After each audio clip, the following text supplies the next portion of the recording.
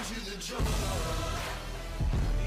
Ain't no God on my streets. In the heart of the jungle. Present you guys with a basic understanding of rational functions and how to graph them and determine all the things that you need to know about them. I've chosen a pretty simple problem out of the Math SL book to share with you guys and walk through. And that would be the 5 steps here that we need to do to the function f of x equals 3x minus 1 over x plus 2. The first part of the problem asks us to determine the equations of the asymptotes. Now, the asymptotes are defined as x and y values that are approached in the graph but are never touched or intersected. So, when it comes to a rational function, to find our vertical asymptote, we need to find what value of x makes it so that when plugged in, the denominator equals 0, because that can't be. So, let's set up an equation. X plus 2 equals 0. Solve for x, x equals negative 2. Alright, this will be your vertical asymptote line. To find the y value, we are going to take our entire equation here, or function rather, and find if we were to plug in a very large or very small number for x, what would our y value get closer and closer to? So, if our x value is extremely large, say 1 trillion, subtracting 1 from 1 trillion, well, multiplying 1 trillion by 3 and then subtracting 1 makes minimal significance in the subtraction part, as does adding 2. So you're really going to have a little bit less than 3 trillion and a tiny bit more than 1 trillion on bottom. So these guys don't really matter for now, so let's just throw them off to the side. Our x values here are going to remain the same, so 3 times 1 trillion and 1 times 1 trillion. 3 trillion, 1 trillion, we could factor it out. Our main unit here is 3 over 1, so 3. Y is going to approach but never reach 3. So we will call that our y asymptote, y equals 3. So for part 1, x equals negative 2 and y equals 3. These lines will never be touched by the graph.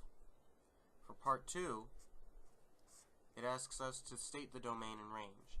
All we need to do is state that x equals every single number with the exception of our asymptote, which is negative 2, and that y equals every single number that is real with the exception of 3. The way that we notate that is with our bracket saying x so that x does not equal negative 2. And we say our range is y so that y does not equal 3. Part 3 asks us to find the axis-intercepts, and the way that we do that is we find out what the value of y or f of x is when we plug in 0 for x, and what the value of x is when y or f of x equals 0. So let's do that by subbing 0 for x. So, f of x equals 3 times 0 minus 1 over 0 plus 2. 3 times 0 is 0, minus 1 is negative 1. 0 plus 2 is 2. When x equals 0, y equals negative 1/2. That means our y-intercept is negative 1/2. The way that we notate that, 0, negative 1/2, because the y-intercept is a coordinate. For our x-intercept, we need to find out what x equals when f of x equals 0. So let's do that by subbing 0 for f of x.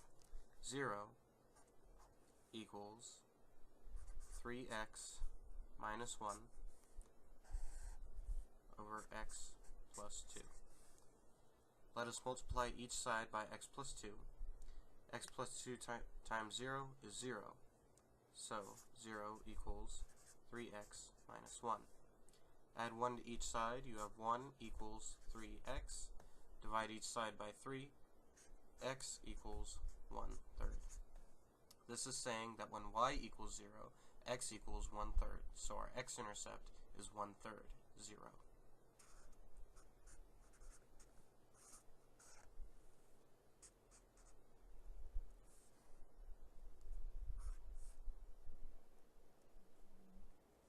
When it comes to problems that require you to sketch a graph of the function, I prefer to sketch it before I discuss the end behavior so that I can have a visual. So let's go ahead and graph the function of f of x. We have x-intercepts at 0, -1/2, and 1/3, 0. So we know that our graph is going to go through these 2 points. Now let's graph our asymptotes. Our vertical asymptote is at x equals -2, so let's draw a dotted line signifying that.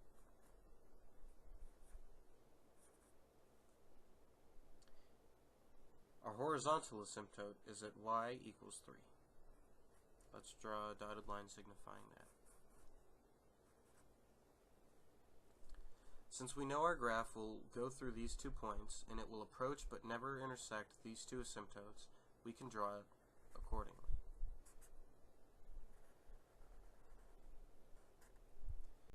And since we know that a rational function has a reflection over the diagonal line formed between the 2 asymptotes, we can reflect this over here. Since we are just sketching, we do not need to be precise.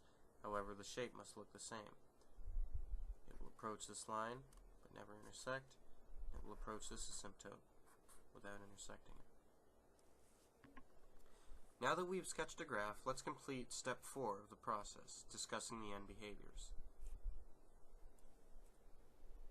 As x goes to the right indefinitely, or approaches infinity, our y value approaches 3.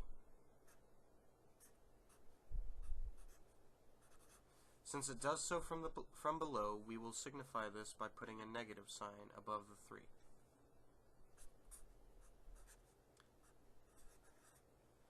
As x goes to the left indefinitely, or approaches negative infinity, our y value approaches 3 as well, but from the top, so we will put a positive sign to signify this.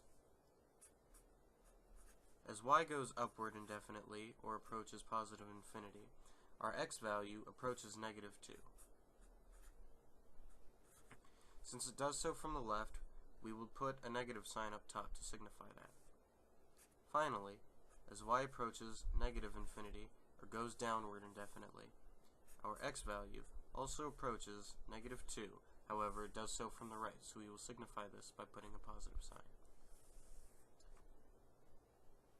Step 5 and step 4 have now been completed.